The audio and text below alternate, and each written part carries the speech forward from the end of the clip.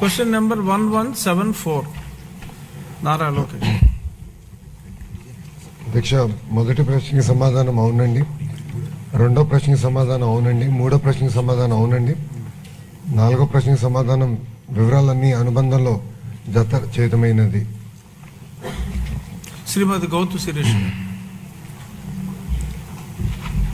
ధన్యవాదాలు అధ్యక్ష. గత ప్రభుత్వం పాఠశాలల విషయంలో అస్తవ్యస్త నిర్ణయాలతో నాడు నేడు పేరుతో అనేక అక్రమాలకు పాల్పడింది అధ్యక్ష. వాటి కారణంగా నేటికి కూడా అనేక పాఠశాలల్లో నిర్మాణంలో ఉన్న భవనాలు, మరుగుదొడ్లు కానీ వారికి మంచినీటి సౌకర్యాలు కానీ పూర్తి కాలేదు అధ్యక్ష.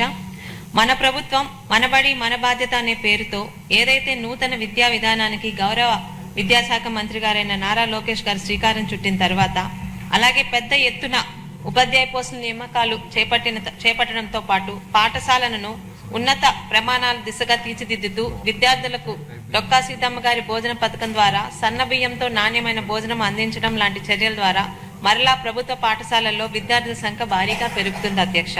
అయితే భవనాలు, తరగతి గదులు పూర్తి కాకపోవడం వల్ల అసంపూర్తిగా ఉండిపోయిన పనులను సత్వరం పూర్తి చేయవలసిందిగా విద్యార్థులు, వారి తల్లిదండ్రులు మరియు ఉపాధ్యాయుల దగ్గర నుంచి వస్తున్న విజ్ఞాపనను సదరు మంత్రి గారి దృష్టిలో పెడుతున్నాను అధ్యక్ష.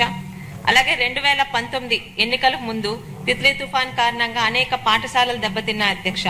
వాటిని నాటి చంద్రబాబు నాయుడు గారి ప్రభుత్వం యుద్ధ ప్రాతిపదికన పనులు పూర్తి చేసినప్పటికీ కూడా వాటి యొక్క బిల్లులు తెలుగుదేశం పార్టీ సానుభూతి పరులు అని ఆ తర్వాత వచ్చిన ప్రభుత్వం వాళ్ళకి పే చేయలేదు అధ్యక్ష. అలాగే కూటమి ప్రభుత్వం గత 5 సంవత్సరాలు జరిగిన ఈ అవినీతి అక్రమాలపై, నాడు నేడులో జరిగిన అవినీతి అక్రమాలపై పరిశీలించి తగు చర్యలు తీసుకోవాలని కోరుకుంటూ, మరియు అసంపూర్తిగా ఉన్న ఈ భవనాలు పూర్తి చేస్తే నిజంగా ఈరోజు పెద్ద ఎత్తున ప్రభుత్వ పాఠశాలల్లో విద్యార్థులు జాయిన్ అవుతున్నారు అధ్యక్ష. వాళ్ళందరికీ కూడా సరైన సౌకర్యాలు ఏర్పాటు చేసినట్టు ఉంటుందని సదరు మంత్రి వారి దృష్టిలో పెడుతున్నాను అధ్యక్ష. ధన్యవాదాలు అధ్యక్ష. మంత్రి గారు. అధ్యక్ష, 2019 నుంచి 24 మధ్యలో గత ప్రభుత్వం జియో 117 అని తీసుకొచ్చి తద్వారా ఏమైందంటే పిల్లలు ప్రభుత్వ పాఠశాలలకు దూరం అవుతాం జరిగింది అధ్యక్ష. గత ప్రభుత్వం నాడు నేడు కార్యక్రమం చేపట్టిన తర్వాత కూడా 233 పాఠశాలలు ఎక్కడైతే డబ్బులు ఖర్చు పెట్టారో మూసేసే పరిస్థితి వచ్చింది అధ్యక్ష. ప్రజాప్రభుత్వ ఎన్నికల్లో చాలా స్పష్టంగా జియో 117 మేము రద్దు చేస్తామని చెప్పాం, చేశాము. అంతేకాకుండా 1 క్లాస్ 1 టీచర్ విధానం అనేది చాలా కీలకమైనది అధ్యక్ష. ఒకసారి మనం చూస్తే గతంలో కేవలం 3% పాఠశాలలోనే 1 క్లాస్ 1 టీచర్ ఉంటే అది ఇప్పుడు 33% పాఠశాలకి మనం తీసుకెళ్తాం జరిగింది అధ్యక్ష. దీని ద్వారా ఏంటంటే మెరుగైన విద్య పిల్లలకి అందించవచ్చు, ఎగ్జామ్లో మంచి ఫలితాలు రావచ్చని మేము అందరం ఆశిస్తున్నాం. త్వరలోనే ఎగ్జామ్స్ కూడా ఉన్నాయి కనుక రిజల్ట్స్ కూడా వస్తాయి అధ్యక్ష. ఇప్పుడు పెద్దలు చెప్పినట్టు, శిరీష గారు చెప్పినట్టు ఏంటంటే అధ్యక్ష, ప్రధానంగా మేము 5 అంశాలు తీసుకున్నాం అధ్యక్ష. మొదటిది లీక్ ప్రూఫ్ బిల్డింగ్ ఏర్పాటు చేయాలి, దాంతోపాటు ఒక కోట్ పెయింట్ వేయాలి, బెంచెస్ ఏర్పాటు చేయాలి, టాయిలెట్స్, తాగునీరు అందించాల్సిన బాధ్యత ప్రభుత్వం పైన ఉంది అధ్యక్ష.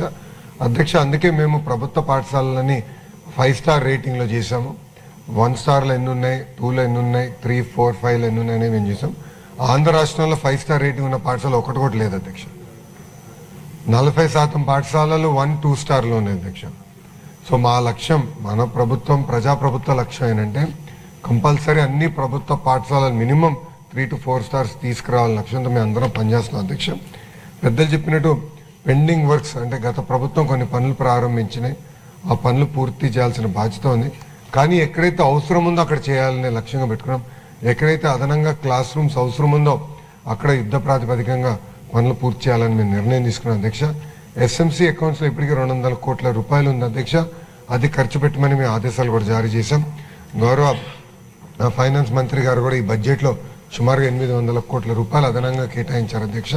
ఈ డబ్బులంతా జోడిస్తే సుమారుగా 1000 కోట్ల రూపాయలు ప్రభుత్వ పాఠశాలలకు వచ్చే సంవత్సరంలో ఖర్చు పెట్టడానికి అవకాశం ఉంటుంది. దాంట్లో ప్రధానంగా ఈ 5 అంశాలు మేము తీసుకున్నాం అధ్యక్ష. ఈ 5 అంశాలు తీసుకుని అన్ని ప్రభుత్వ పాఠశాలలు ఒక పద్ధతి ప్రకారం 5 స్టార్ రేటింగ్ తీసుకొచ్చే బాధ్యత ప్రజాప్రభుత్వం తీసుకుంటుంది అధ్యక్ష. శిరీష గారు 2014 నుంచి 19 మధ్యన జరిగిన పనులకి ఇంకా గత ప్రభుత్వం అధికారంలోకి వచ్చిన తర్వాత చెల్లించలేదని చెప్పారు. ఆ వివరాలు మేడం గారి దగ్గర తీసుకుని దానిపైన తగిన చర్యలు తీసుకుంటామని గౌరవ సభ్యురాలకు నేను తెలియజేస్తున్నాను.